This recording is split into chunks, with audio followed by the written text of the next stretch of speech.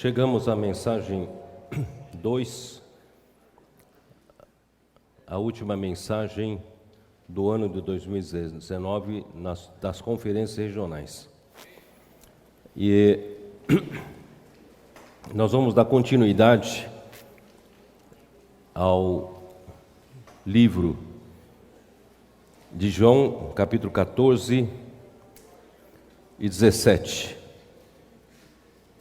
Conforme nós dissemos que no plano macroeconômico de Deus, esses 4 capítulos, 14, 15, 16 e 17 do Evangelho de João, compõem o ponto mais alto da revelação de Deus. E ontem eu havia lido no capítulo 14, quando eu cheguei no versículo 12, eu deixei mais ou menos de lado, mas eu quero retomar. Capítulo 14, versículo 12, diz assim: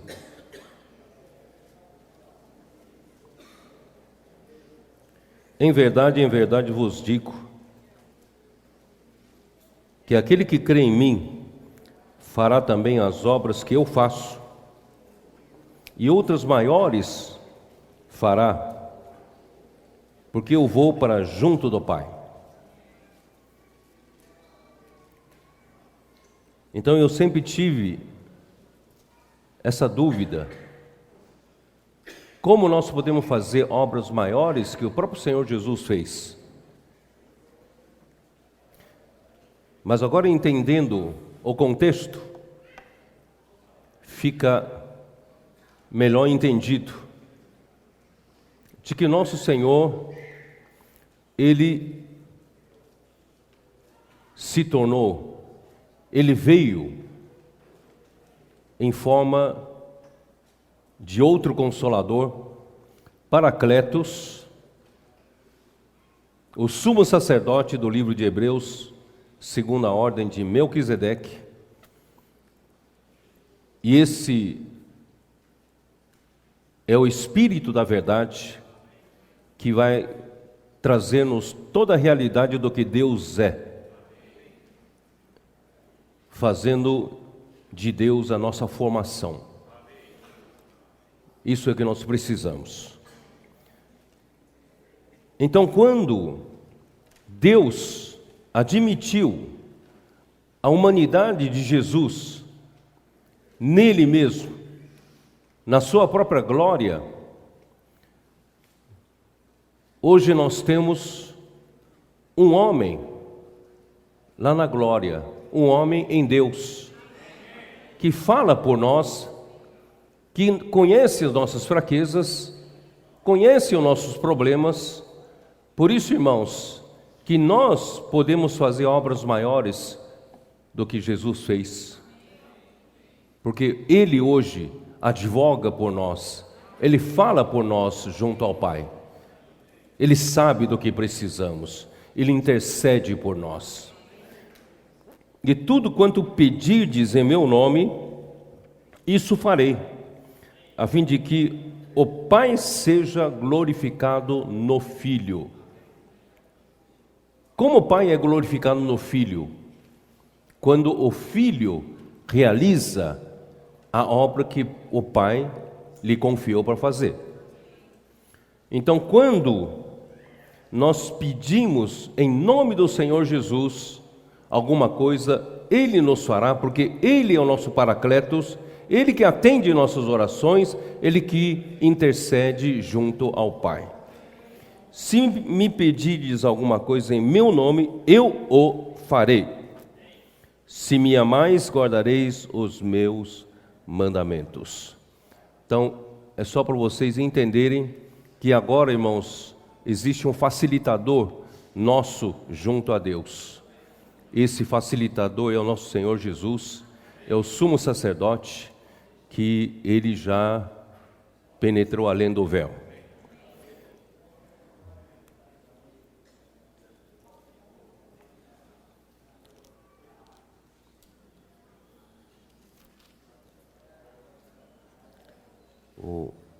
poderia pedir para falar um pouco mais de silêncio, não sei, alguma coisa está fazendo barulho aqui atrás.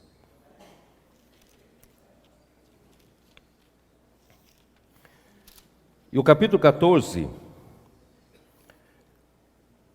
ele prossegue na questão do amor.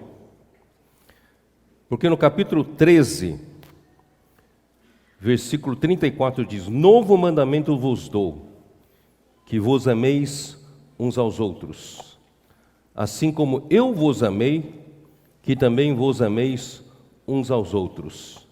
Nisto conhecereis todos que sois meus discípulos, se tiverdes amor uns aos outros. Aqui Jesus está mostrando que Deus é amor. Para que nós também pudéssemos ser recebidos para a glória do Pai como Ele o foi, nós também precisamos nos aperfeiçoar no amor. O amor é outro item que precisamos chegar até onde Jesus chegou, porque Deus é amor. Como nós podemos ser glorificados pelo Pai? Entramos na glória do Pai, se Deus é amor e nós ainda temos problema uns com os outros, se nós ainda odiamos os irmãos. Por isso o Senhor Jesus já nos alerta, esse é um novo mandamento, esse novo mandamento é para inserir-nos ao Pai. Não é meramente para nós termos um bom relacionamento na vida da igreja. Se nós queremos ser inseridos em Deus Pai, na glória do Pai, nós precisamos cuidar desse assunto do amor. No capítulo 15, ele fala novamente, no versículo 10, capítulo 15, versículo 10. Se guardardes os meus mandamentos, permanecereis no meu amor, assim como também eu tenho guardado os mandamentos de meu Pai, e no seu amor permaneço. Versículo 12. O meu mandamento é este, que vos ameis uns aos outros, assim como eu vos amei. Ninguém tem maior amor do que este, de dar a alguém a própria vida em favor dos seus amigos. Então, o amor de Deus é a própria doação. Deus criou todas as coisas. Ele é a origem de toda a criação. Então, tudo que nós precisamos como a sua criação, Deus, Ele nos doa, Ele nos doou. E o ponto máximo do amor de Deus, Ele dar a sua própria vida. Ele doa o ar que respiramos. Ele nos dá a água para a nossa sobrevivência. Ele nos dá alimento. Ele manda chuva aos bons e aos maus. Ele dá tudo para a nossa sobrevivência. Nosso Deus, Ele é um doador universal. Ele só sabe se dar. Ele se doa, Ele se doa, Ele se doa. E o ponto máximo do seu amor é doar-se a si mesmo. Ele doou o seu próprio Filho. Ele se doou, por nós. Irmãos, é esse amor que Deus quer que nós cheguemos nesse padrão. Ó Senhor Jesus. Versículo 17. Isto vos mando, que vos ameis uns aos outros. Se o mundo vos odeia, sabei que, primeiro do que a vós outros, me odiou a mim. Se vós fosseis do mundo, o mundo amaria o que era seu. Como todavia não sois do mundo, pelo contrário, dele vos escolhi. Por isso o mundo vos odeia. Lembrai-vos da palavra que eu vos disse, não é o servo maior do que o seu senhor. Se me perseguiram a mim, também perseguirão a vós outros. Se guardaram se guardaram a minha palavra, também guardarão a vossa. Tudo isso, porém, vos farão por causa do meu nome, porquanto não conhecem aquele que me enviou. Por isso, irmãos, não pense que vai ter vida fácil. Nós vivemos no mundo, não somos desse mundo. Esse mundo odiou ao nosso Senhor Jesus, a ponto de crucificá-lo, e nós somos seus discípulos, né? Experimente você fazer uma festa do mundo, fazendo barulho até altas horas da noite, e não tem muita gente que reclama.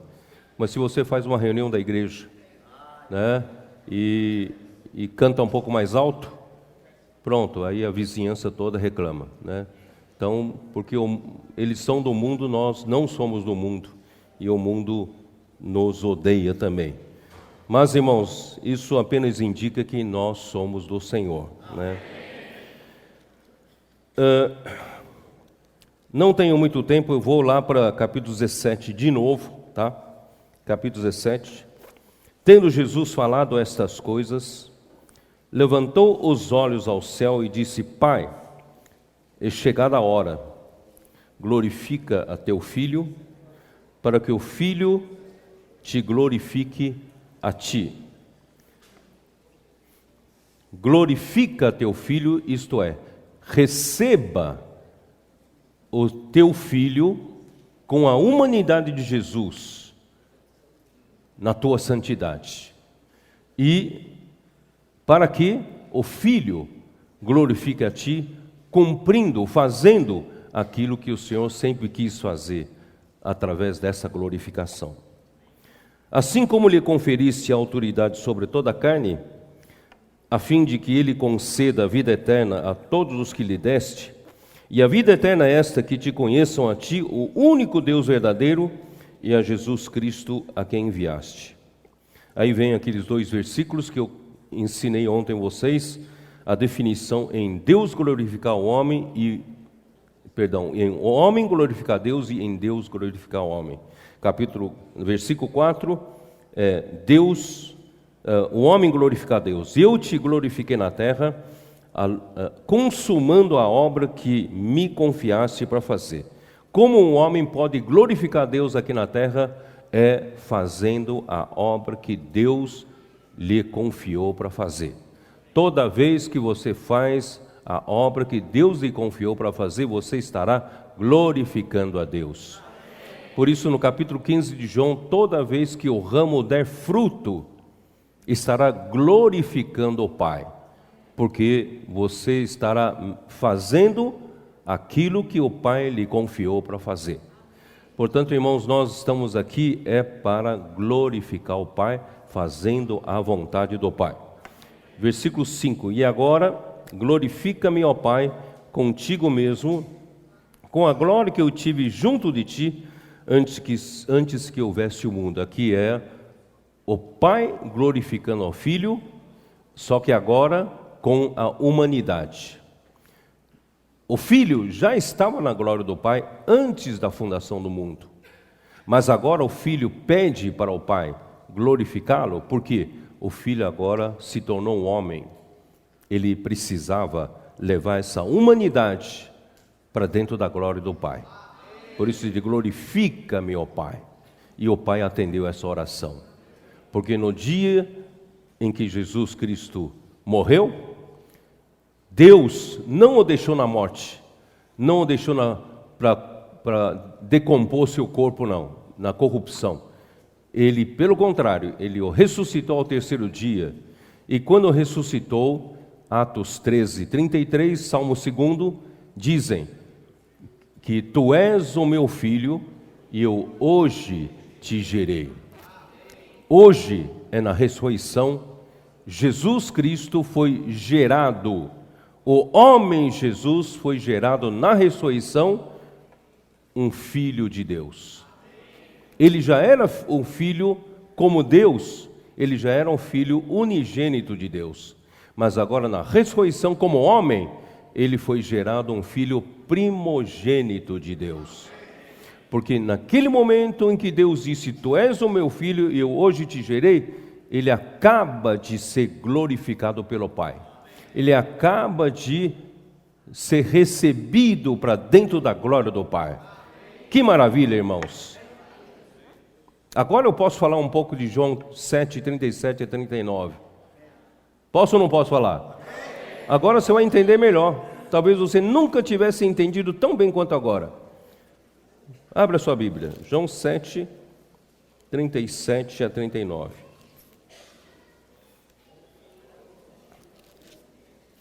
No último dia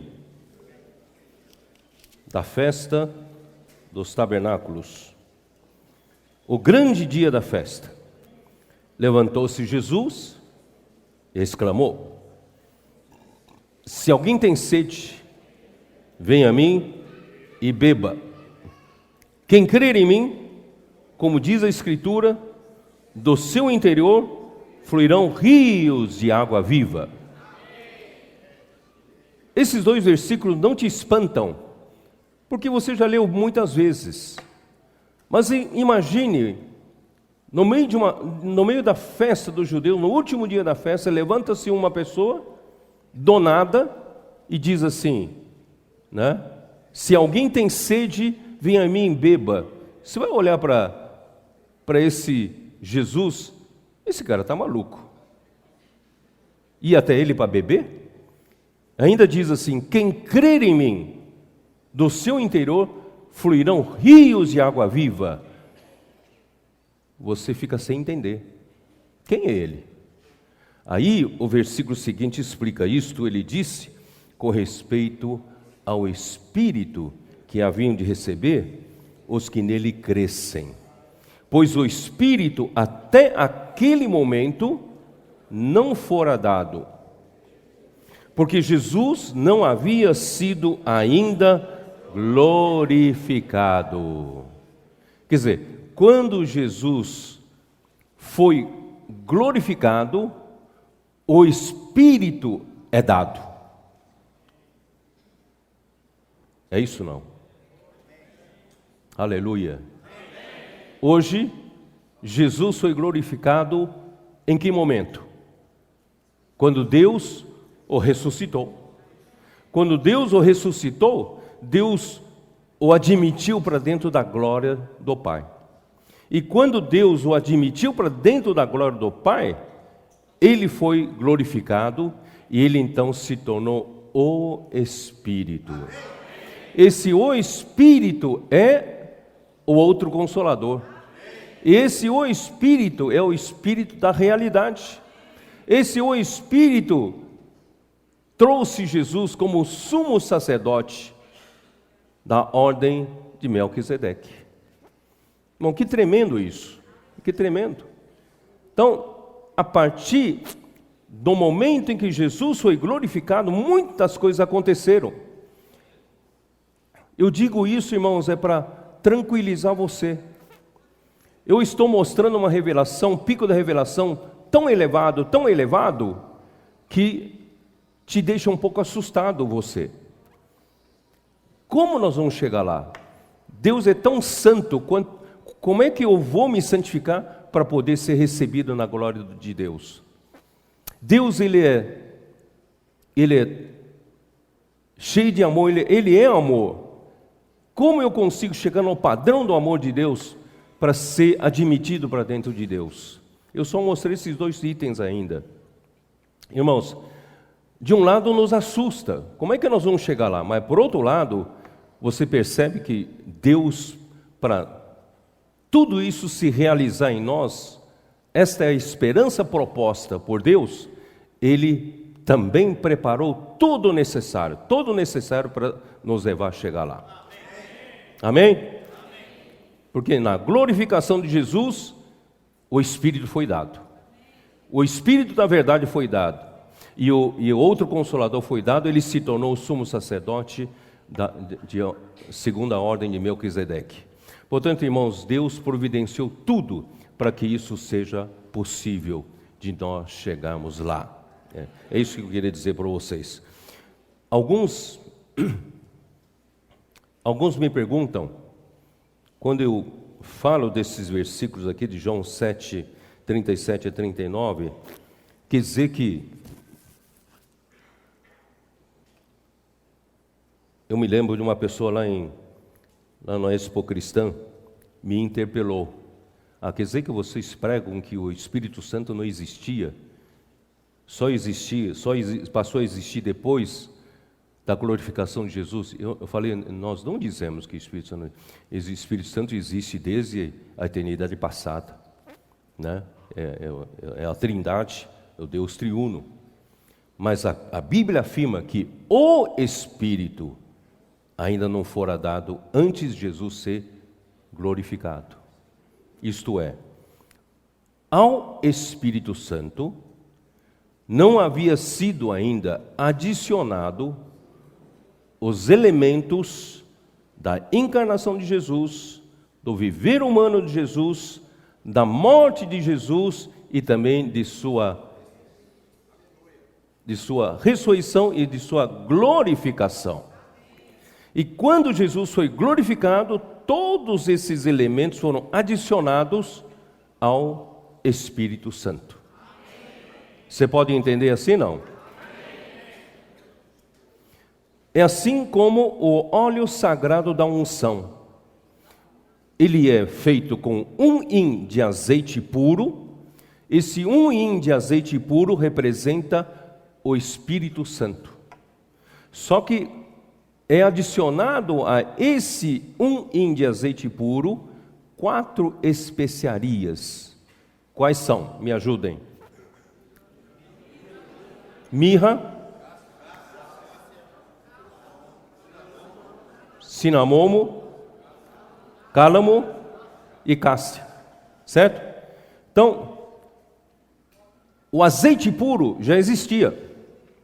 Mas ao azeite puro foram adicionados 4 especiarias.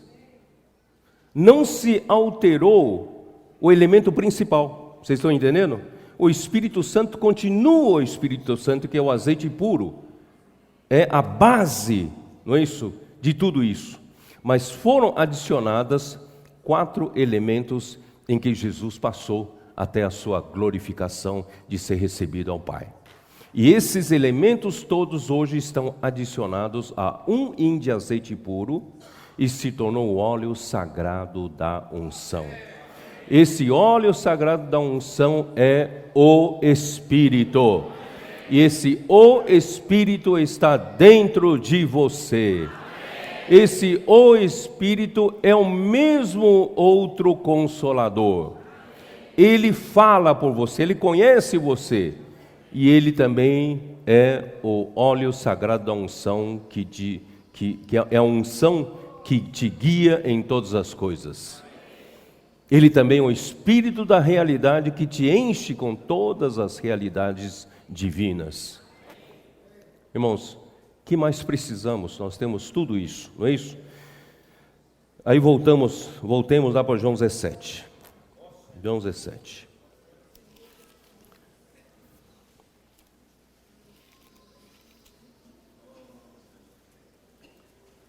Eu faço questão de ler esses versículos para mostrar qual era a postura de Jesus, e essa mesma postura de Jesus nós precisamos ter. Versículo 6, capítulo 17, Jesus disse assim: manifestei o teu nome aos homens que me deste do mundo. Eram teus, tu nos confiaste, e eles têm guardado a tua palavra. Agora eles reconhecem que todas as coisas que me tens dado provêm de ti. Irmãos, isso é muito importante. Nada é nosso, irmãos. Tudo que nós fazemos vem de Deus.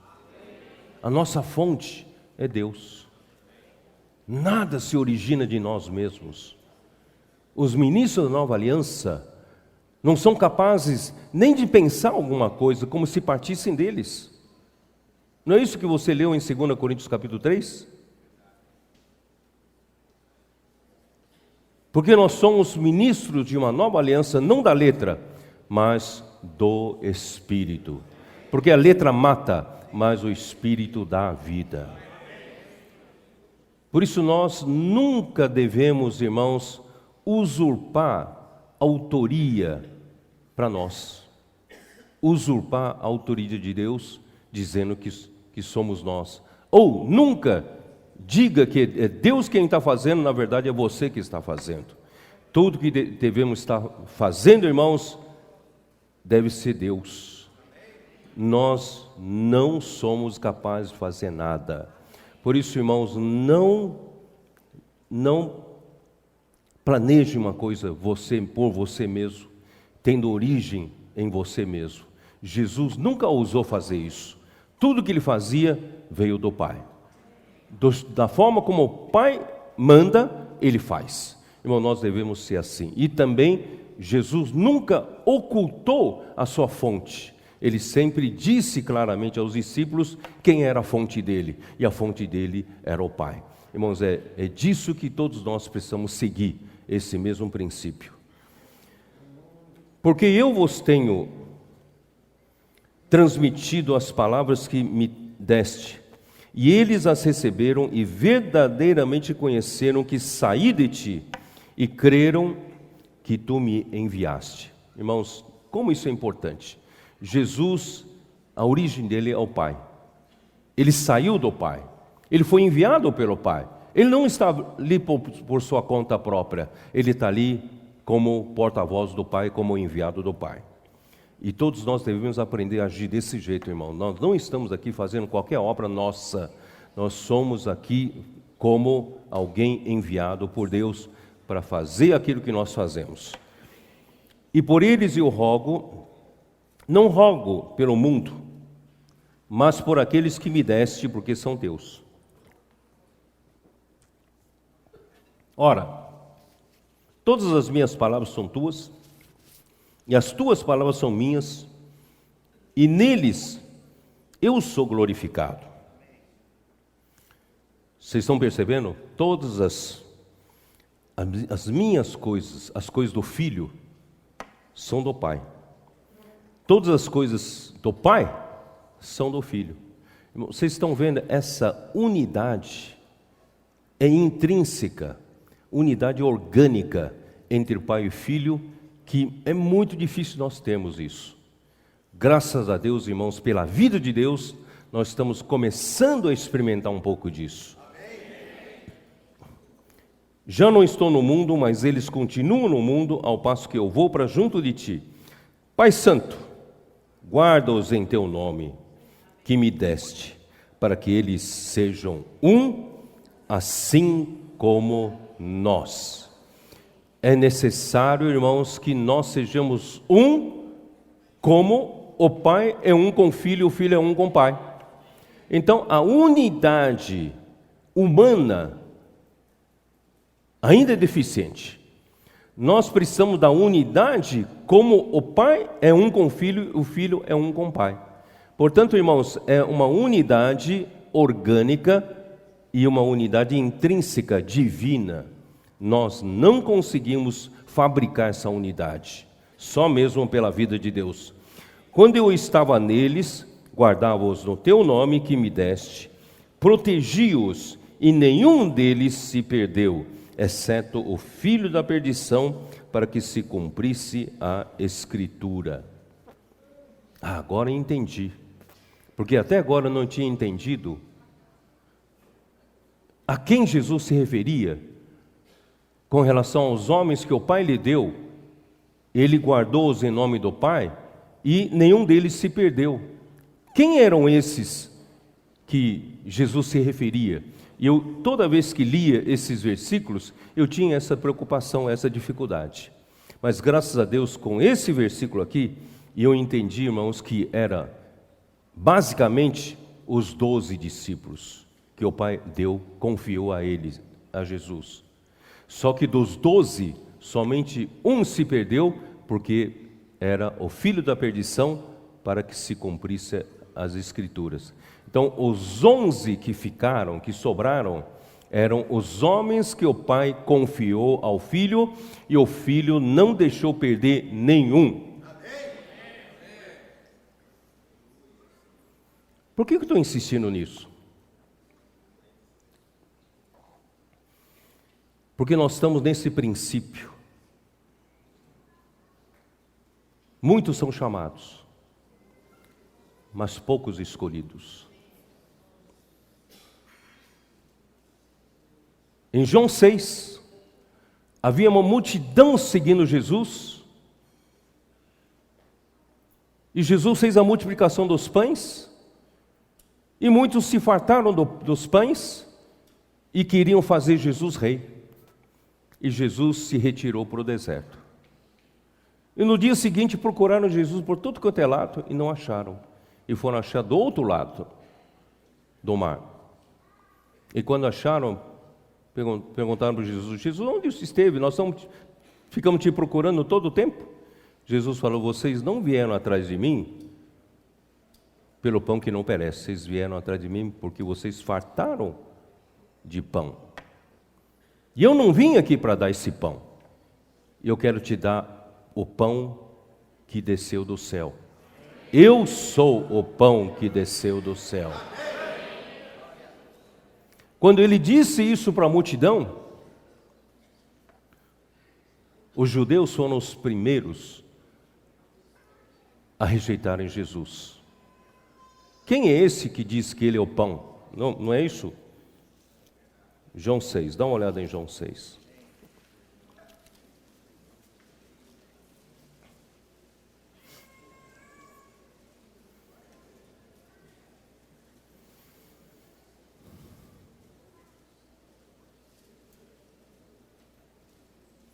Versículo 24. Quando, pois, viu a multidão que Jesus não estava ali, nem os seus discípulos, tomaram os barcos e partiram para Cafarnaum à sua procura. E tendo encontrado no outro lado do mar, lhe perguntaram: Mestre, quando chegasse aqui? Respondeu-lhe Jesus: em verdade vos digo, vós me procurais não porque vistes sinais, mas porque comestes dos pães e vos fartastes. Trabalhai, não pela comida que perece, mas pela que subsiste para a vida eterna, a qual o Filho do Homem vos dará, porque Deus o Pai o confirmou com este selo. Aí eles foram querendo ser mais espirituais, né? Dirigiram-se, pois, a ele, perguntando: que faremos para realizar as obras de Deus? Respondeu-lhe Jesus: a obra de Deus é esta, que creiais naquele que por ele foi enviado. Irmãos, é muito simples. A obra de Deus se realiza crendo em quem Deus enviou. Precisamos dessa simplicidade. Precisamos dessa simplicidade e obediência, crendo na palavra, e as coisas vão se fazer. Então, lhe disseram eles: que sinal fazes para que o vejamos e creiamos em ti? Quais são os teus feitos? Nossos pais comeram maná no deserto, como está escrito, deu-lhes a comer pão do céu. Replicou-lhe Jesus: em verdade vos digo, não foi Moisés quem vos deu o pão do céu. O verdadeiro pão do céu é meu Pai quem vos dá. Porque o pão de Deus é o que desce do céu e dá vida ao mundo. Então lhes disseram: Senhor, dá-nos sempre desse pão. Declarou Jesus, pois Jesus: eu sou o pão da vida. O que vem a mim jamais terá fome, e o que crê em mim jamais terá sede. Porém, eu já vos disse que, embora me tenhais visto, não credes. Irmãos, veja como é difícil crer. É muito difícil crer. Você quer o pão que Jesus multiplicou, mas crer no enviado de Deus é coisa muito difícil. Ó Senhor Jesus. Todo aquele que... É isso, né? Onde eu estou? Todo aquele que o Pai me dá, esse virá a mim, e o que vem a mim, de modo nenhum lançarei fora. Porque eu desci do céu, não para fazer a minha própria vontade, e sim a vontade daquele que me enviou. E a vontade de quem me enviou é esta, que nenhum eu perca de todos os que me deu. Pelo contrário, eu o ressuscitarei no último dia. Nenhum eu perca. Você sabe quem são esses nenhum eu perca? São os eleitos. De fato, a vontade de meu Pai é que todo homem que vir ao Filho e nele crê tenha vida eterna, e eu o ressuscitarei no último dia. Aí começaram a murmurar os judeus. Murmuraram, pois, dele os judeus, porque disseram: eu sou o pão que desceu do céu. E diziam: não é este Jesus, o filho de José? Acaso não lhe conhecemos o pai e a mãe? Como, pois, agora diz: desci do céu? Irmãos, é difícil você crer em algum profeta dentre nós, porque você conhece seu pai, você conhece sua mãe, você conhece seus parentes. É difícil crer na época de Moisés, as palavras de Moisés, porque Miriam e Arão, eles eram irmãos mais velhos de Moisés, e Moisés havia tomado uma mulher cuxita. Então, tudo é problema para o homem crer, e o homem não consegue crer. Aí é prejudicado quem não crê. Então, versículo 41, murmuraram, pois, dele os judeus, porque disseram: eu sou o pão que desceu do céu, né, tal. Aí, versículo 43, respondeu-lhe Jesus: não murmureis entre vós, ninguém pode vir a mim se o Pai que me enviou não o trouxer, e eu o ressuscitarei no último dia. Está escrito nos profetas, e serão todos ensinados por Deus. Portanto, todo aquele que da parte do Pai tens ouvido aprendido, esse vem a mim. Não que alguém tenha visto o Pai, salvo aquele que vem de Deus, este o tem visto. Em verdade vos digo, quem crer em mim tem a vida eterna. Eu sou o pão da vida. Vossos pais comeram maná no deserto e morreram. Esse é o pão que desce do céu, para que todo o que dele comer não pereça. Eu sou o pão vivo que desceu do céu. Se alguém dele comer, viverá eternamente. E o pão que eu darei pela vida do mundo é a minha carne. Pronto, aí é a gota d'água. Disputavam, pois, judeus entre si. Agora não dá para aguentar mais. Como pode esse dar-nos a comer da sua própria carne? Ele está louco, esse cara está maluco. Respondeu-lhe Jesus: em verdade vos digo, se não comerdes a carne do Filho do Homem, e não beberdes o seu sangue, não tendes vida em vós mesmos. Quem comer a minha carne e beber o meu sangue tem a vida eterna, e eu ressuscitarei no primeiro dia. Pois a minha carne é verdadeira comida, o meu sangue é verdadeira bebida. Quem comer a minha carne e beber o meu sangue permanece em mim, e eu nele. Assim como o Pai que vive me enviou, e igualmente eu vivo pelo Pai, também quem de mim se alimenta por mim viverá. Para os judeus ele está louco, mas para quem foi dado por Pai, é vida essa palavra. Este é o pão que desceu do céu, que em nada semelhante àqueles que vossos pais comeram e contudo morreram. Quem comer esse pão viverá eternamente. Estas coisas disse Jesus quando estava na sinagoga de Cafarnaum. Vocês perceberam que com a multiplicação dos pães, uma multidão seguiu a Jesus pelo pão que se fartaram. Aí quando Jesus começou a querer dar o verdadeiro pão, os judeus foram os primeiros a rejeitarem. Não conseguiam aceitar essa palavra. Mas agora, versículo 60, não só os judeus, mas também muitos dos seus discípulos, tendo ouvido tais palavras, disseram: duro é esse discurso, quem o pode ouvir? Irmãos, nós não precisamos ouvir o que nós queremos ouvir. Nós precisamos ouvir aquilo que Deus quer que a gente ouça. Então, muitos desses discípulos começaram a abandonar Jesus. Mas Jesus, sabendo por si mesmo que eles murmuravam a respeito de suas palavras, interpelou-os: isto vos escandaliza? Que será, pois, se virdes o Filho do Homem subir para o lugar onde primeiro estava? O Espírito é o que dá vida. A carne para nada aproveita. As palavras que eu vos tenho dito são espírito e são vida. Quando eu falo da carne, de beber comer da minha carne e beber do meu sangue, eu não me referia a essa carne, me referia às palavras. As palavras que eu vos tenho dito são espírito e são vida. Contudo, há descrentes entre vós. pois Jesus sabia desde o princípio quais eram os que não criam e quem o havia de trair. E prosseguiu: por causa disto é que eu vos tenho dito, ninguém poderá vir a mim se pelo Pai não lhe for concedido. Não sei se vocês perceberam, eu estou lendo tudo isso para mostrar, irmãos, não são muitos chamados, não são muitos escolhidos, muitos são chamados, mas poucos os escolhidos. Tomara que você seja um desses escolhidos. Porque quem é escolhido foi dado pelo Pai. À vista disso, muitos dos seus discípulos o abandonaram e já não andavam com ele. Muitos dos seus discípulos, não estou falando dos judeus, que eram opositores, mas os seus discípulos que seguiam Jesus, não andavam mais com ele. Então perguntou Jesus aos 12, parece que sobraram os 12. Perguntou aos 12, porventura quereis também vós outros retirar-vos? Respondeu-lhe Simão Pedro, Senhor, para quem iremos? Tu tens as palavras da vida eterna, e nós temos crido e conhecido, tu és o Santo de Deus. Explicou-lhe Jesus, não vos escolhi eu em número de 12, contudo um de vós é diabo. Referia-se ele a Judas, filho de Simão Iscariotes, porque era quem estava para traí-lo, sendo um dos 12.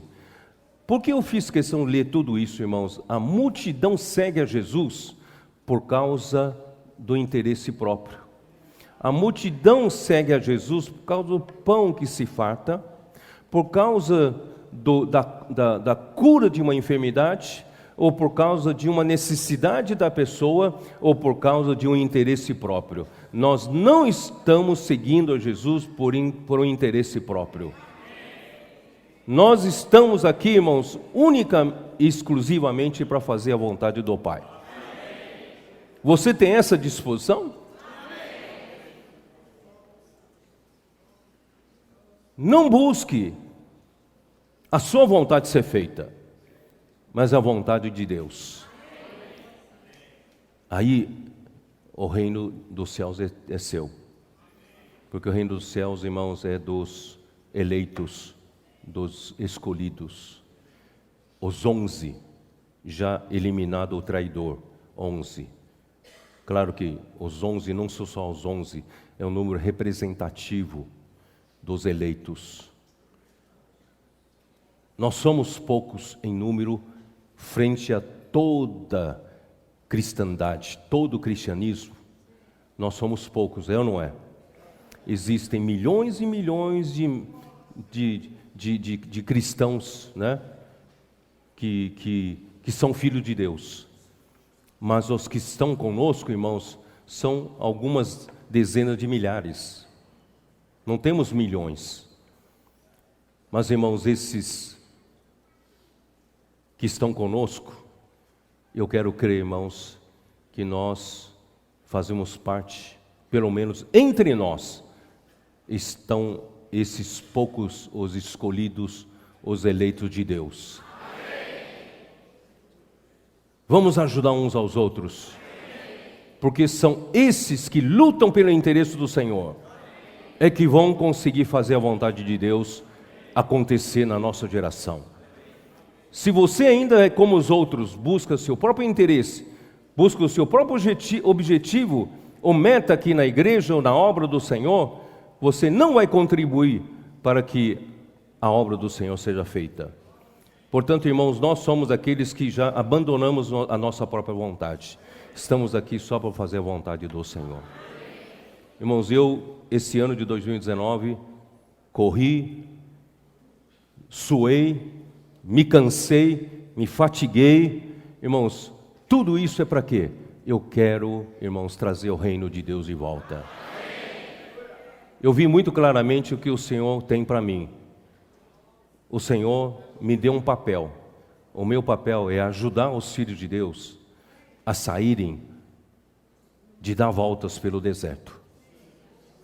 Desde 2017, 2016, 2017, nós percebemos naquela situação, ainda estávamos dando volta pelo deserto. Ainda havia muitas críticas nas igrejas, muita maledicência, muito julgamento um ao outro, ainda muita competição entre nós, a rivalidade, disputa pelo poder nas igrejas, quem fala melhor, quem fala pior, quem é o primeiro, quem é o segundo. Tinha ou não tinha esse clima? São sintomas de que nós estávamos todos dando voltas pelo deserto. Mas graças a Deus, o Senhor nos tirou daquela situação. Hoje o nosso ambiente é outro. Eu já não vejo muito, como antigamente, muitas críticas, maledicência. Graças ao Senhor, está reduzindo ao ponto mínimo. Eu vejo muita cumplicidade. Uns suportando aos outros. Uns olhando para os outros como membro do corpo de Cristo. Não somos rivais. Não estamos competindo uns com os outros. Nós somos membros do mesmo corpo. Nós oramos uns pelos outros. Se há alguma coisa para perdoar, nós nos perdoamos. Longe de nós, irmãos, de guardar raiz de amargura. Que o Senhor possa cada vez mais limpar essa raiz de amargura dentro de nós, para nós podermos, irmãos, ser liberados. O perdão libera, limpar a raiz de amargura libera. Não, a gente poder, irmãos, agora sair de dar voltas pelo deserto e vamos entrar na boa terra de Canaã. Esse é o papel que o Senhor me deu. Preciso tirar esse povo de ficar dando voltas e vamos para a boa terra de Canaã. Vamos entrar pelo Rio do Jordão e vamos atravessar para a primeira cidade. Ó Senhor Jesus. Mas antes de ir para lá, eu preciso terminar aqui João 17. Vamos lá para João 17. Ó Senhor Jesus.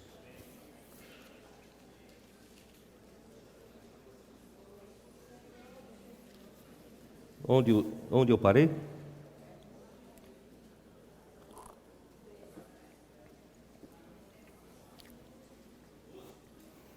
Vamos no 13. Mas agora vou para junto de ti, e isto falo no mundo para que eles tenham o meu gozo completo em si mesmos. Eu lhes tenho dado a tua palavra, e o mundo os odiou, porque eles não são do mundo, como também eu não sou. Não peço que os tires do mundo, e sim que os guardes do mal. Eles não são do mundo, como também eu não sou. Repete Jesus. Irmãos, versículo 17 é muito impressionante. Santifica-os na verdade. A tua palavra é a verdade. Bom, a única coisa que pode nos trazer a realidade da santificação é a palavra de Deus. Santifica-os na verdade, a tua palavra é a verdade. Portanto, irmãos, não diga, eu não sei como alcançar o pico da revelação. Eu não sei como chegar ao nível em que eu esteja perfeito. Eu tenho somente elementos que tem em Deus, tanto em amor, em justiça, em santidade, em unidade, e eu não tenho isso. Como chegar lá? Não se preocupe, siga os passos do rebanho, pratique a palavra profética, segundo a nossa necessidade, Deus vai nos dando a sua palavra profética, você vai sendo santificado na verdade, e a palavra de Deus é a verdade. Assim como tu me enviaste ao mundo, também eu os envio ao mundo, e a favor deles eu me santifico a mim mesmo, para que eles também sejam santificados na verdade. Irmãos, a favor de nós, o próprio Senhor Jesus se santificou na verdade. Ele precisou chegar ao nível máximo de santidade para poder ser aceito por Deus na sua ressurreição. Então, graças a Deus, não houve nenhuma falha nisso. Deus o aprovou e o recebeu para dentro de si. Essa mesma forma, irmãos, eu creio que Deus vai usar Jesus para trabalhar em nós. Não rogo somente por esses, mas também por aqueles que vierem a crer em mim por intermédio da sua palavra. Agora sim, vamos entrar no assunto sério que é da unidade. Versículo 21. A fim de que todos sejam um, como és tu, ó Pai, em mim e eu em ti, também sejam eles em nós, para que o mundo creia que tu me enviaste. Irmãos, a unidade é uma coisa que a gente nunca pensou como uma essência de Deus. Mas eu quero explicar para você da seguinte forma. Na eternidade passada, antes de Deus criar o mundo, não estava só Deus? Ou não? Estava só Deus. Eu falei ontem. Esse Deus é um Deus de amor, é um Deus santo, é um Deus de justiça, Deus que é luz, é um Deus puro, de pureza. Mas lembre-se, esse Deus também é um Deus de unidade. Talvez nesse ponto você nunca tinha pensado. Deus, nesse universo todo, só existia Deus, um só. Ainda que nessa unidade haja o Pai e o Filho, mas o Pai e o Filho são um. Quem vê o Filho, vê o Pai. Porque eles são tão um. O que é do Pai é do Filho, o que é do Filho é do Pai. Quer dizer, essa unidade é do próprio Deus, Deus triuno. A característica de Deus é unidade. Eu não sei se estão me conseguindo fazer vocês entenderem. Queria que vocês entendessem isso. Nosso Deus, Ele é, na essência, um só Deus. Esse um, irmãos, é a sua unidade. Ainda que haja o Pai e o Filho, mas o Pai e o Filho, na essência, são um. Esse único Deus não conhece divisão. Esse único Deus não conhece nenhum conflito. Esse único Deus não conhece inimizade. Não conhece o quê? Qualquer coisa que não seja unidade. Aí quando criou o mundo, veio a rebelião de Satanás. Destruiu essa unidade. E a serpente enganou a Eva. Destruiu a unidade na humanidade. E hoje, irmãos, na humanidade que deveria ser um, nós temos muitas inimizades, inveja, porfia, não é? Contendas, ciúmes. Irmão, tudo isso porque o pecado entrou e a morte entrou no mundo e passou para todos os homens. Mas Deus quer nos levar de volta para essa unidade. Os irmãos entendem? Essa unidade, irmãos, é a unidade do Pai com o Filho. Porque na eternidade futura não pode haver rivalidade, dualidade, conflitos, divisões. Tem que voltar a ter paz, voltar a ter unidade. Portanto, irmãos, a unidade que conquistamos até o dia de hoje é insuficiente. Nós precisamos trabalhar mais nessa unidade. Essa unidade tem que ser a unidade, a mesma unidade do Pai com o Filho, do Filho com o Pai. Então vou ler de novo para vocês, versículo 21. A fim de que todos sejam um, e como és tu, ó Pai, em mim, e eu em ti, também sejam eles em nós, para que o mundo creia que tu me enviaste. Eu lhes tenho transmitido a glória que me tens dado, para que sejam um, como nós o somos. Irmãos, a glória é o próprio Deus. Quando o próprio Deus entra em nós, Ele nos faz um, porque Deus é um só. Deus é nosso Deus, Deus de unidade. No lugar onde Deus ocupa o espaço, ali só pode haver unidade.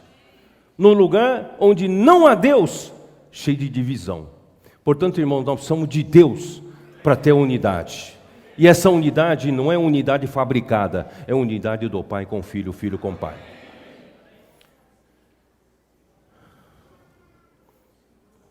Eu vou ler de novo o 22. Eu lhes tenho transmitido a glória que me tens dado, para que sejam um como nós o somos, eu neles e tu em mim, a fim de que sejam aperfeiçoados na unidade.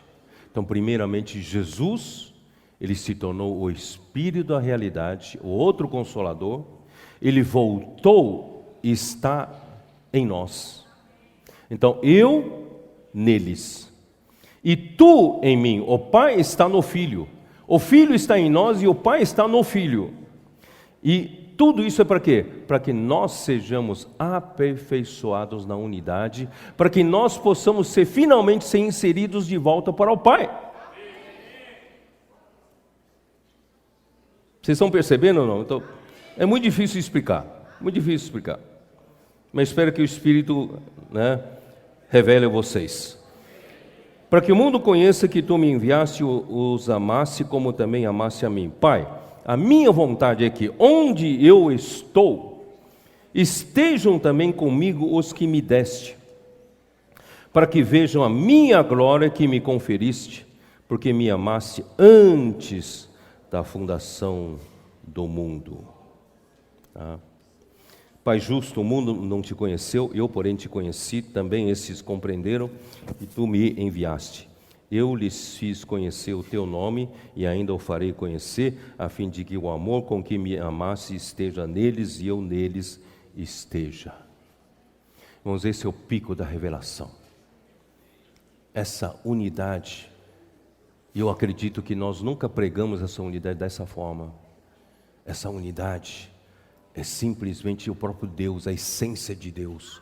A essência de Deus é essa unidade. Em outras palavras, se você quer ter essa unidade, a igreja quer ter essa unidade, precisa de Deus. A igreja quer ter a santidade, precisa de Deus. A igreja quer ter o amor de Deus, precisa de Deus. Vocês estão me entendendo?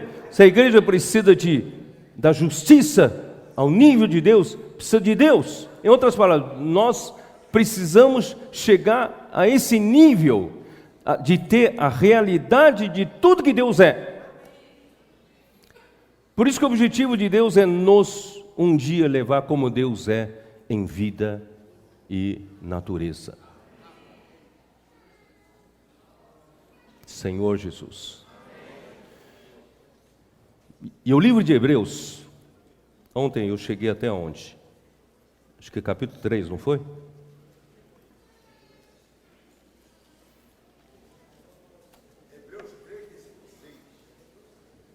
Versículo? Fui até 14, certo? Eu descobri, irmãos, esta semana, vocês aí que estão vendo isso pela primeira vez, eu descobri esta semana em que eu fiquei doente, é de que o livro de Hebreus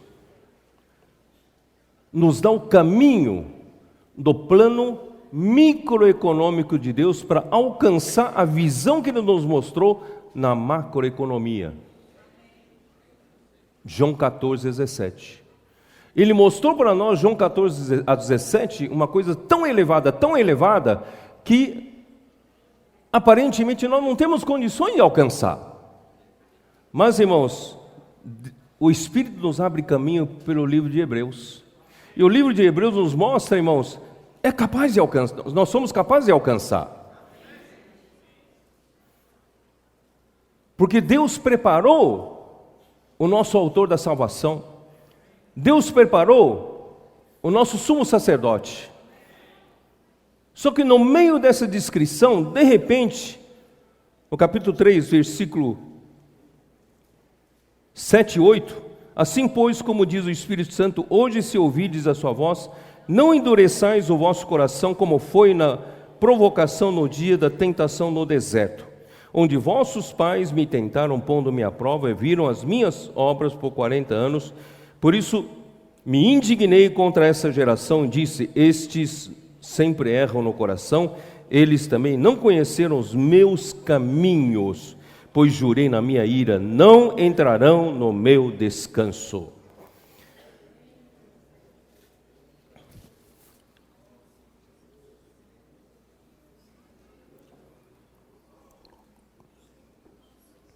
Acabamos de ver o ponto máximo da revelação de Deus, e de repente o livro de Hebreus nos leva para os 40 anos em que o povo de Israel deu voltas no deserto, e toda aquela primeira geração tombou no deserto.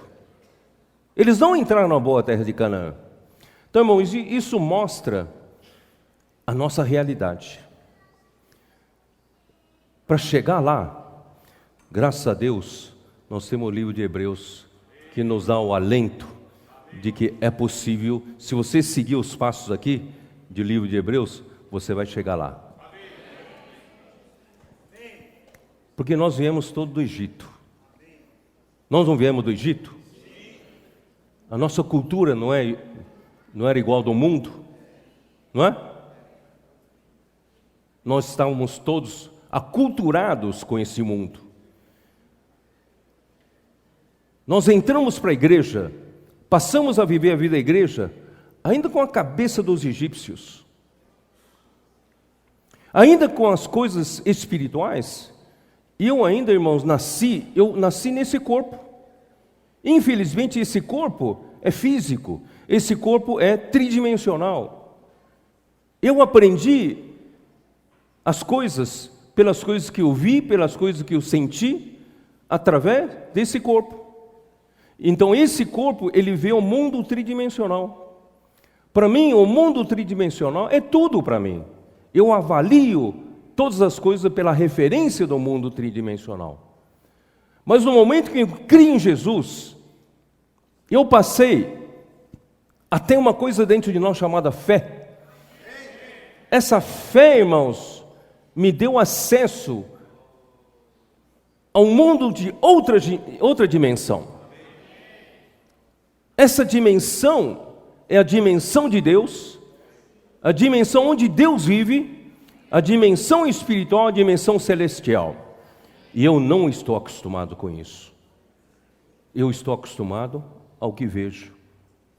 Portanto, irmãos, essa primeira geração que está acostumado a viver no Egito, pela cultura egípcia, saíram para o deserto, eles não conseguiram ver com os olhos da fé.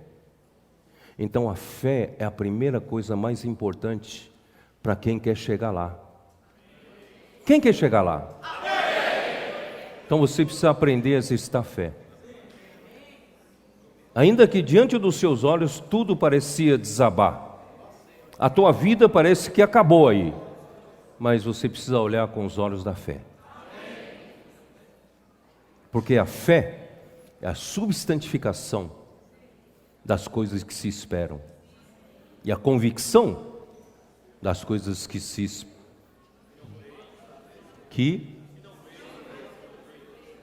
as coisas que se não veem, não é? Então, irmão, nós precisamos aprender daqui para frente, não ficar julgando as coisas como referência ao mundo tridimensional, como todo mundo, seus colegas, seus amigos, todos vêm, julgam, avaliam as coisas de acordo com o mundo tridimensional, porque nós nascemos nesse corpo, crescemos nesse corpo, fomos aculturados a ver as coisas por esse corpo, mas agora, irmão, nós somos de outra cultura. Nós precisamos conhecer agora os caminhos de Deus, precisamos conhecer a Deus. E Deus não está nessa dimensão, Deus está na outra dimensão. Os irmãos entendem?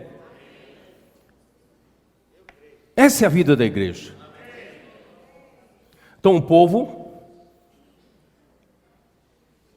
clamou ao Senhor, eles estavam sendo oprimidos, escravizados, sofrendo na mão de um faraó que não conhecia José, e o Senhor atendeu a sua oração. Demorou um pouco para preparar um homem.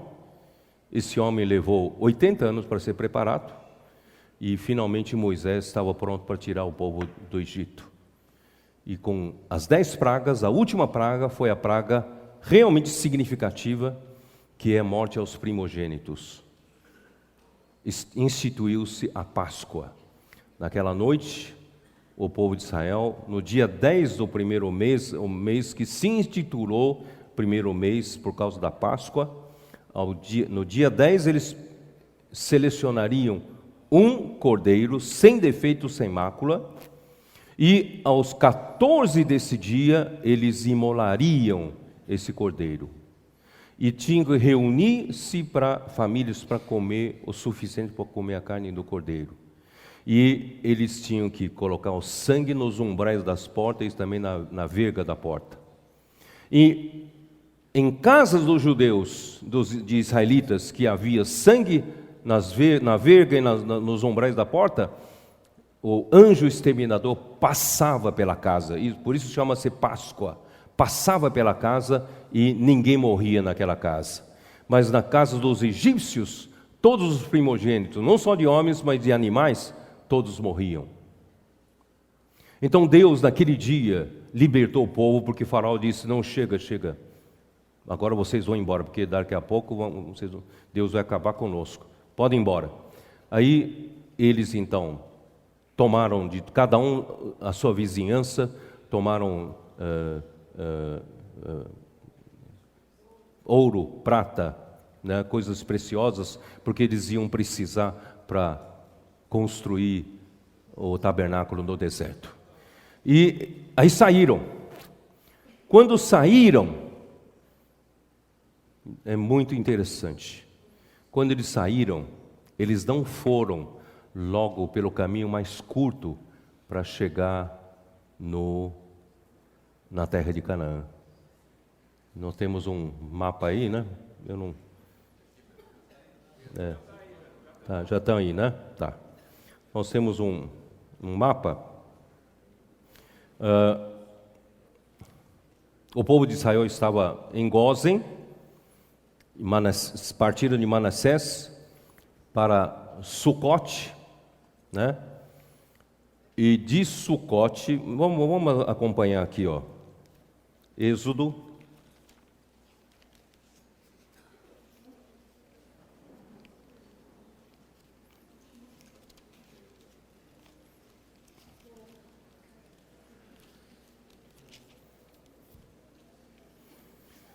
Êxodo capítulo 12.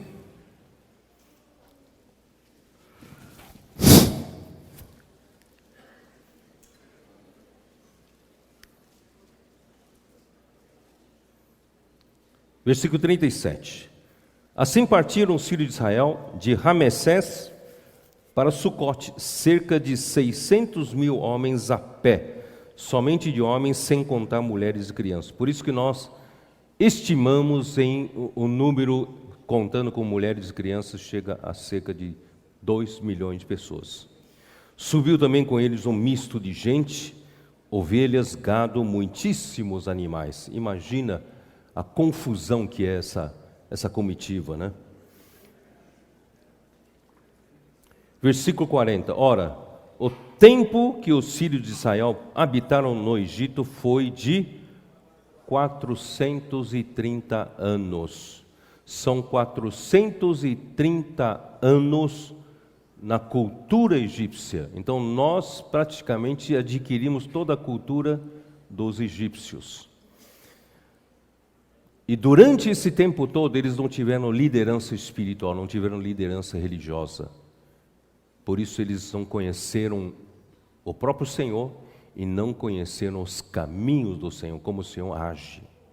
Aí quando chega no capítulo 13, disse o Senhor a Moisés: consagra-me todo o primogênito, né? E vamos lá, vamos para capítulo 13, versículo 20. Tendo, pois, partido de Sucote, acamparam-se em Etã, à entrada do deserto. Não sei se vocês estão conseguindo acompanhar aí, porque infelizmente eu não estou com o mapa aqui atrás de mim. Vocês conseguem acompanhar que eles saíram de Sucote para Etã, e Etã está à porta do deserto. Diante de Etã para o deserto, entre Etã e o deserto não tem mais nada que impeça, tá?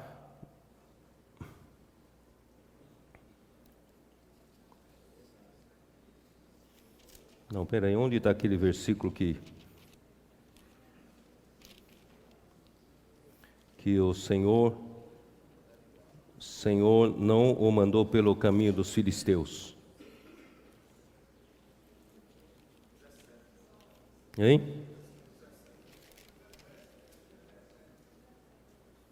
Está no versículo 13, 17, certo?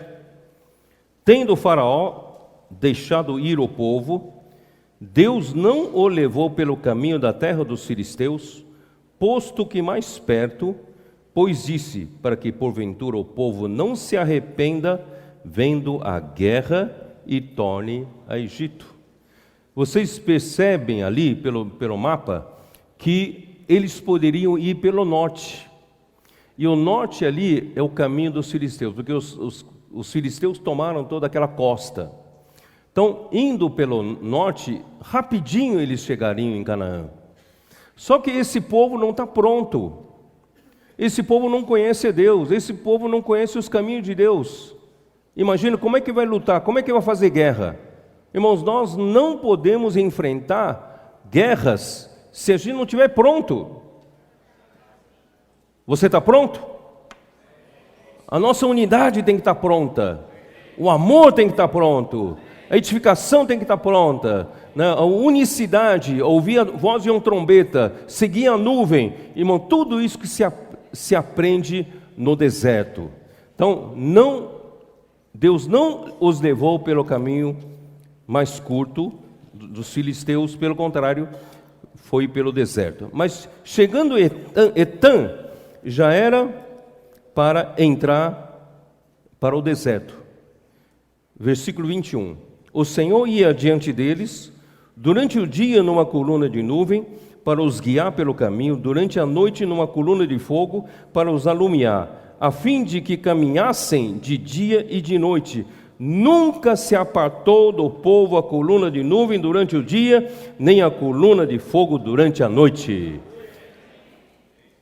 O Senhor nunca se apartou deles. De dia, coluna de nuvem, para protegê-los, mesmo do calor do sol. E de noite, coluna de nuvem, para os aquecer também, para os alumiar. Então, irmãos, nosso Senhor, nosso Deus, com a sua presença, sempre nos acompanha. Só que no capítulo 14, versículo 1 e 2, aconteceu uma coisa surpreendente. Disse o Senhor a Moisés: fala aos filhos de Israel que retrocedam e se acampem defronte a Pi-Airote, entre Migdol e o mar, diante de Baal-Zefon, em frente dele, vos acampareis junto ao mar. Ora, em Etã, eles estavam livres para partir para o deserto. Mas Deus fez uma coisa surpreendente e fez com que eles descessem mais ao sul e ficassem presos diante do Mar Vermelho. Vocês perceberam isso, não? Hora que esse povo desceu para Pi-Airote, eles ficaram encurralados, ficaram presos. Na frente estava o Mar Vermelho e atrás estava o Egito. Quando o faraó soube que esse povo fez essa tamanha asneira, o faraó disse: eles estão me pedindo para resgatar de volta. Acho que eles não querem fugir do Egito, eles querem ficar aqui no Egito.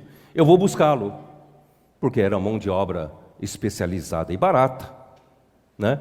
Então, faraó foi estimulado, atiçado para resgatar esse povo de volta para o Egito, porque até então faraó não tinha tido essa ideia de perseguir o povo de Israel. Vocês perceberam ou não? Às vezes o Senhor faz umas coisas que aos seus olhos Parece ser um grande erro, não é? Mas Isaías 55 fala, assim como é que está a sua versão? Assim como alteia o céu da terra, assim são os meus pensamentos diferentes dos vossos pensamentos, e os meus caminhos são superiores aos vossos caminhos.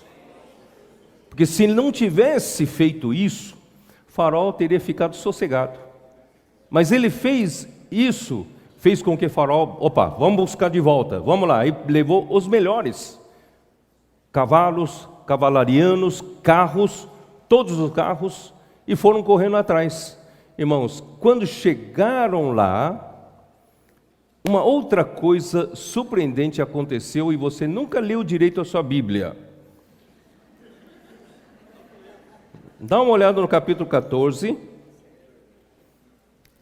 versículo 10. E chegando o Faraó, os filhos de Israel levantaram os olhos, eis que os egípcios vinham atrás deles, e temeram muito. Então os filhos de Israel clamaram ao Senhor. Disseram a Moisés: será por não haver sepulcros no Egito que nos tirasse de lá para que morramos nesse deserto? Por que nos trataste assim, fazendo-nos sair do Egito? Irmãos, é um povo que não conhecia Deus, não é? Não é isso o que te dissemos no Egito, deixa-nos para que sirvamos os egípcios, pois melhor nos fora servir aos egípcios do que morrermos no deserto. Olha só, que povo ingrato, né? Moisés, porém, respondeu ao povo: não temais, aquietai-vos, e vede o livramento do Senhor que hoje vos fará, porque os egípcios que hoje vedes, nunca mais o tornareis a ver. O Senhor pelejará por vós, e vós vos calareis. Moisés era o único que conhecia o Senhor. Era o único que conhecia os caminhos do Senhor. Aí disse o Senhor a Moisés: por que clamas a mim? Dize aos filhos de Israel que marchem. Para de reclamar, marchem. Vamos parar de reclamar? Vamos marchar. Ficar lamentando não vai te levar para lugar nenhum. Vamos levantar acampamento e vamos marchar. E tu levanta o teu bordão, estende a mão sobre o mar e divide-o, para que os filhos de Israel passem pelo meio do mar em seco. O mar não é dificuldade para Deus. O mar parecia um lugar de suicídio para os povos de Israel, mas para Deus não há dificuldade. Ele pode abrir o mar. Aleluia. Então o anjo, olha só versículo 19. Então o anjo de Deus que ia diante do exército de Israel se retirou e passou para trás deles. Também a coluna de nuvem se retirou de diante deles e se pôs atrás deles. Sabe por quê? Porque imaginem vocês, o povo de Israel, com 2 milhões de pessoas, homens, mulheres, crianças, animais, levando o quê? O cabrito, o filhotinho de cabrito, né? A dificuldade para marchar. E o exército de Faraó vem com cavalos, nos carros com cavalarianos. Irmãos, eles vêm numa velocidade muito maior, é ou não é? Então, mesmo que eles fujam, nunca iria dar tempo de fugir. Não tinha como fugir. Então, Deus é Deus. Não só abriu o mar, mas Ele colocou a coluna de nuvem atrás do povo. E o que aconteceu? Essa coluna de nuvem, para os egípcios, produziu uma escuridão. E os egípcios estavam perdidos, não sabiam para onde ir, não enxergavam nada, um palmo da frente do seu nariz. E para os de Israel,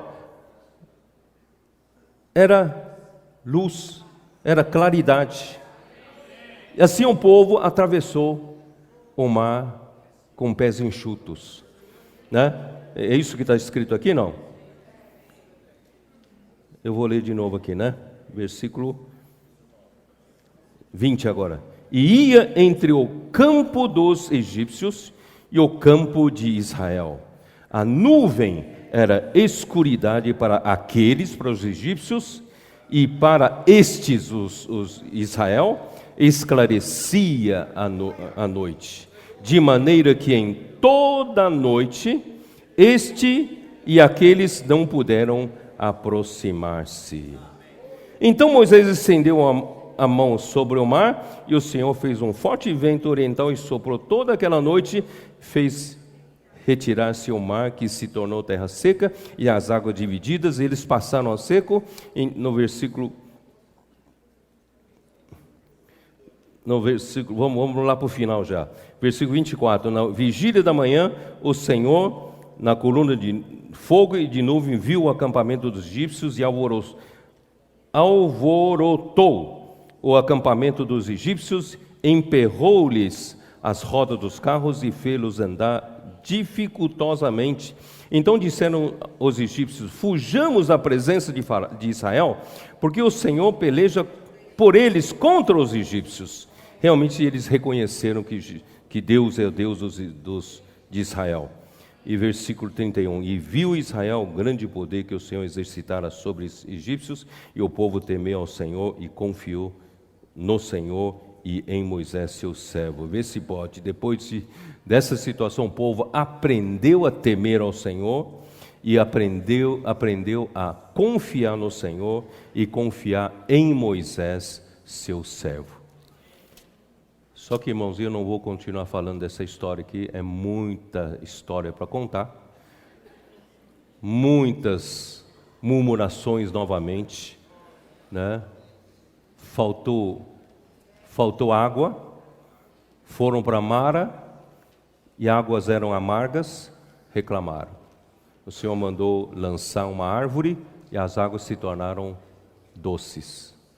E Deus até confortou eles com 70 palmeiras e 12 fontes.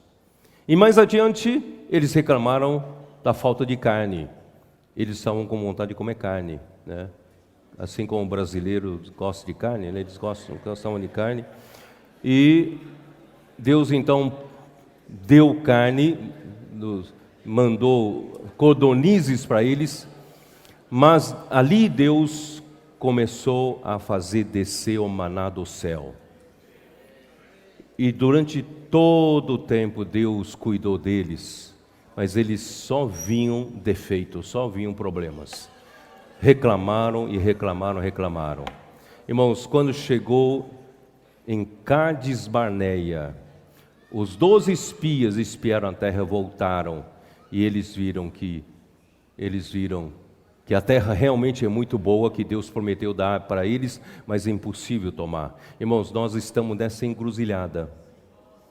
Deus está mostrando para você uma terra boa. Deus está mostrando para vocês que o propósito final de Deus é Deus inserir você nele mesmo. Deus está mostrando para você que você será inserido na glória do Pai. Não, a terra é muito boa, mas como é que nós vamos chegar lá? Tem muita dificuldade. As cidades são fortificadas, os gigantes são altos, são grandes, nós vamos ser derrotados, certamente vamos ser derrotados.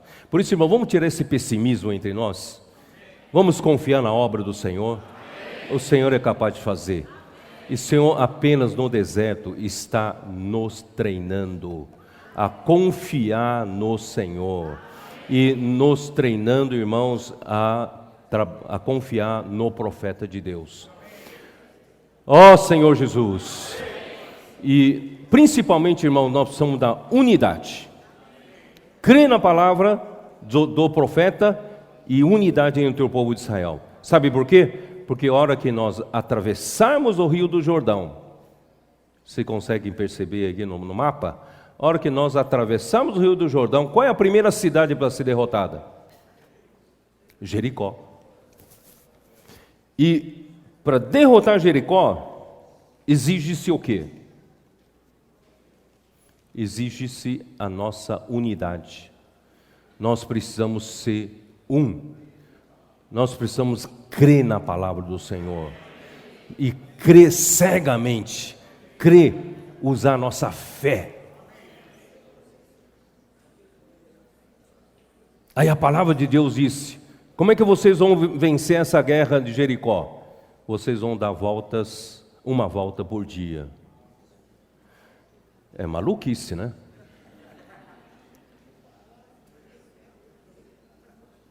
Alguns homens naturais, se não for treinados pelo Senhor nos 40 anos no deserto, poderia dizer: eu não vou participar dessa palhaçada, não. É ridículo, ridículo. Nunca vi uma guerra assim. Assim como Naamã, não é isso? Lavar 7 vezes no Rio do Jordão. Ele diz: mas na Síria nós temos rios melhores, por que vem aqui só para dar 7 pulos aqui na água do Rio do Jordão? Ainda bem que o seu servo disse: mas se ele pedisse uma coisa mais difícil, você não faria? Então faz. Então fez e foi curado. Irmãos, vamos crer na palavra do profeta, crer na palavra do Senhor.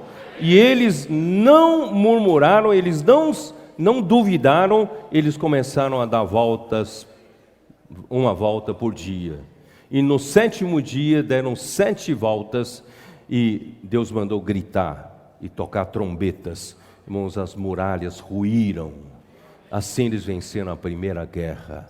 A primeira guerra foi vencida por Deus e pela nossa fé, nossa unidade. Irmão, Deus precisa disso quando nós entramos para conquistar a boa terra. Irmão, nós precisamos ter essa unidade. Senão nós nos dividiremos facilmente. Que o Senhor possa nos guardar. Amém? Eu não tenho mais tempo de falar muito isso. Eu vou voltar para Hebreus. Posso? Vamos voltar para Hebreus. Voltar para Hebreus.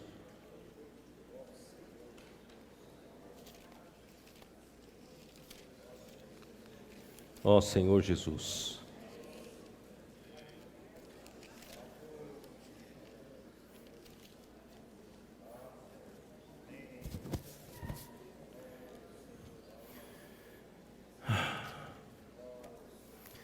Capítulo 4, vou direto para capítulo 4.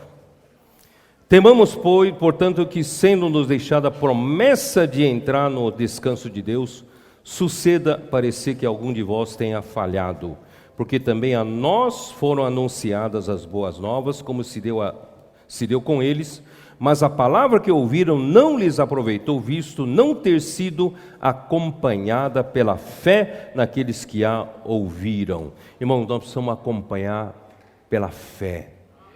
Cada palavra que vem, irmãos, use a tua fé. Lembre-se, a fé faz você enxergar as coisas da dimensão de Deus. Se você vive como um egípcio, você vai enxergar só as coisas materiais. Mas se você vive pela fé, os olhos da fé te farão ver as coisas que os outros não vê. Você consegue ver as dimensões de Deus. Versículo 13, ele nos ensina. Temos dificuldade? Temos. Os níveis de dificuldade vão aumentar muito, mas, olha só o versículo 3. Nós, porém, que cremos, entramos no descanso, conforme Deus tem dito: assim jurei na minha ira, não entrarão no meu descanso. Irmãos, quando nós cremos, nós entramos no descanso. Versículo 9. Portanto, resta um repouso para o povo de Deus, porque aquele que entrou no descanso de Deus, também ele mesmo descansou de suas obras, como Deus das suas. Irmãos, nós vamos ter guerras, nós vamos ter dias difíceis pela frente, porque você sabe que a conquista do reino é sempre uma luta. Nós estamos lutando contra o reino das trevas. Nós vamos trazer o Senhor de volta, o reino de Deus aqui de volta. Então, esse assunto aqui, irmão, é para os guerreiros, é para valentes, quem quer realmente lutar. Mas, irmãos, nós lutamos no descanso de Deus. Lembre-se sempre disso. Se nós lutamos com nossas próprias forças, irmão, a gente vai se matar de lutar e não vamos realizar nada. Graças a Deus, eu aprendi, irmãos, a servir ao Senhor no descanso de Deus. Na transição em que o irmão Dong partiu para o Senhor, eu orei muito ao Senhor. E o Senhor, eu já repeti várias vezes esse testemunho, e lá em Êxodo 33, Deus me deu aquele versículo maravilhoso, não é isso? Todos vocês já sabem, Êxodo 33, versículo 14. Respondeu-lhe: a minha presença irá contigo, e eu te darei descanso. A presença do Senhor indo conosco, Ele nos dará descanso. O ministério da nova aliança não é o ministério da letra, é o ministério do Espírito. Deixe que o Espírito trabalhe. Não é a força da sua carne, não é o poder da sua força é que vai realizar a obra de Deus, mas é o Espírito, é o próprio Deus que realiza o seu trabalho. Irmãos, graças a Deus por essa palavra de promessa, eu aprendi a servir ao Senhor no descanso de Deus. Porque no passado, eu já vi alguns irmãos que serviam ao Senhor ali junto com o irmão Lee, eles pedirem, alguns deles serviam, se matavam de servir, e chegou um momento que eles estavam verdadeiramente em colapso emocional e pediam licença para o irmão Lee de deixar de servir por 1 ano ou por 2 anos a obra do Senhor. Eu sempre achei aquilo muito esquisito, muito estranho, porque se servir ao Senhor, a gente se mata e fica doente, e fica estressado, fica emocionalmente abalado. Irmãos, irmão Dong, coitado, ele não teria chegado aonde ele chegou. Não é verdade? Tem algum segredo aí. O segredo, irmãos, é servir ao Senhor no descanso. Não é usar sua força natural. Não é você se matar de fazer as coisas, mas você trabalhar no descanso de Deus. É Deus quem faz as coisas. Quando Deus faz as coisas, irmãos, você fica em paz, você fica tranquilo, porque o sucesso ou derrota é do Senhor. Eu apenas estou sendo fiel ao Senhor. Se o Senhor me manda fazer isso, eu faço isso. Sucesso ou não sucesso depende do Senhor. Assim o descanso. Vocês imaginam hoje que tamanha carga eu teria se eu ficasse com minha própria força natural, tentando servir ao Senhor, me matando de servir ao Senhor? Irmãos, eu não aguentaria. Mas graças ao Senhor, o Senhor nos dá um caminho, não é isso? Aquele que entrou no descanso de Deus, também Ele mesmo descansou de suas obras, como Deus das suas. Aleluia. Bom, eu não tenho mais tempo, eu infelizmente não vou conseguir ler. Capítulo 5 fala de nós temos que deixar de ser crianças na fé, parar de só tomar leite espiritual. Está na hora de comermos alimento sólido. Se você quer entrar na boa terra de Canaã, nós precisamos amadurecer, né? Chega de ser crianças. Aí quando chega no capítulo 6, é onde eu quero terminar. Capítulo 6, Senhor Jesus. Muita coisa rica, mas não tenho tempo. Tenho tempo. Vou ler últimos versículos, capítulo 6. Versículo 17. Por isso Deus, quando quis mostrar mais firmemente aos herdeiros da promessa a imutabilidade do seu propósito, Ele se interpôs com juramento. O que quer dizer isso? O que Deus revelou para nós em João 14 até 17, irmãos, é uma promessa de Deus, é ou não é? Toda a palavra de Deus é uma promessa. E principalmente, esse pico da revelação de Deus é uma promessa de Deus que nós vamos alcançar. Ou você não tem essa percepção? É uma promessa. Só que essa promessa é tão elevada que talvez o homem duvide que vai chegar lá. Sabe o que Deus fez? Deus falou, tá bom, além da promessa, eu vou interpor-me com um juramento. Eu vou jurar que vai acontecer. Ele não teve a quem superior para jurar, por quem jurar, ele jurou por si mesmo, né? Então, versículo onde estou? 17. Por isso Deus, quando quis mostrar mais firmemente aos herdeiros da promessa a imutabilidade do seu propósito, se interpôs com juramento, para que mediante duas coisas imutáveis, nas quais é impossível que Deus minta. Quais são essas duas coisas? É a promessa e o juramento. Mediante a promessa de Deus, que já era forte. Juramento, então, mais forte ainda. Se você juntar essas duas coisas, irmãos, é impossível que Deus minta. Você não pode sair dessa conferência achando que Deus está enganando você. Você não vai chegar lá. Irmão, nós vamos chegar lá. Tá? Então, para que mediante duas coisas imutáveis, nas quais é impossível que Deus minta, forte alento tenhamos nós que já corremos para o refúgio, a fim de lançar mão da esperança proposta. Lança mão da esperança que Deus propôs para você nesse final de semana. Lança a mão. Agarre. Pegue para você.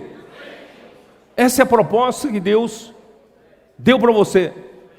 E essa proposta é o quê? Essa esperança proposta, ela tem por âncora da alma, a qual temos por âncora da alma. Irmãos, essa esperança é a âncora da sua alma. A sua alma não vai ficar flutuando de um lado para o outro, derivando no mar sem nenhum porto seguro. Mas graças a Deus nós temos uma âncora. Essa âncora é a esperança proposta, a esperança da glória, a esperança de Deus levar você à sua glória. Você será, não individualmente, coletivamente, será recebido por Deus da glória. Irmão, isso é uma maravilha. Essa âncora da alma, segura e firme, e que penetra além do véu. Essa âncora, sabe onde está? Está além do véu, a véu do Santo dos Santos. Só que esse véu do Santo dos Santos não é mais somente o nosso espírito. Esse véu do Santo dos Santos, irmãos, é o céu. Só conferindo um pouco no capítulo 5, versículo 14.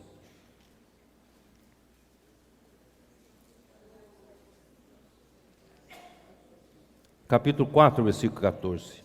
Capítulo 4, versículo 14. Tendo, pois, a Jesus, o Filho de Deus, como grande sumo sacerdote, que penetrou, aonde? Penetrou os céus. Conservemos firmes a nossa confissão. Quer dizer, Jesus não só penetrou no Santo dos Santos, mas ele penetrou no Santo dos Santos do céu. Ele já está lá no céu. Ele já está lá com o Pai. Ele já foi glorificado como homem no Pai. Então, essa é a nossa âncora, irmãos. A sua alma precisa de âncora, senão a sua alma fica flutuando, né? Fica derivando. Mas, irmão, nós precisamos de uma âncora firme, segura. E onde Jesus, como precursor, entrou por nós, tendo se tornado sumo sacerdote para sempre, segundo a ordem de Melquisedeque. Ó Senhor Jesus, vou terminar por aqui. Você precisa, a partir de agora, crer que assim como o livro de Hebreus é conduzido, você está sendo conduzido por um sumo sacerdote segundo a ordem de Melquisedeque. E esse sumo sacerdote, irmãos, ele foi um homem. Ele está lá como o Paracletos. Ele está lá como alguém que conhece o homem, alguém que intercede pelos homens. Ele está lá nos ajudando. Irmãos, ele já está além do véu, está lá nos céus. Ele é o precursor que Deus já mandou ele lá com o Pai. Ele já está lá na glória do Pai. Então, a nossa âncora não está em qualquer lugar. Nós podemos ainda não consumar esse trabalho que Deus fez para nós, para nos levar totalmente para dentro do Pai, mas a minha âncora já está lá. Vocês estão entendendo ou não? A minha alma não está solta mais. A minha alma tem por âncora essa esperança. Porque onde Jesus como precursor já entrou, Ele levou a âncora da minha alma. Então a minha alma está segura, a minha alma está firme. Irmãos, eu vou chegar no processo final de glorificação. Tá bem? Deus abençoe vocês. São palavras difíceis de entender. Eu espero que vocês tenham entendido, porque o próprio livro de Hebreus, o autor fala, são palavras difíceis de entender, mas, irmãos, eu creio que chegou a hora da gente falar essas palavras que são como alimento sólido, porque está na hora da gente deixar de brincar de igreja, mas para conquistar a boa terra de Canaã, conquistar o reino, né, que está à nossa frente. Eu ainda tenho esperança de ser arrebatado vivo junto com vocês. Que o Senhor nos faça lutar por essa boa terra, né? E nós vivemos para conquistar, né, o reino do Senhor. O Senhor abençoe vocês.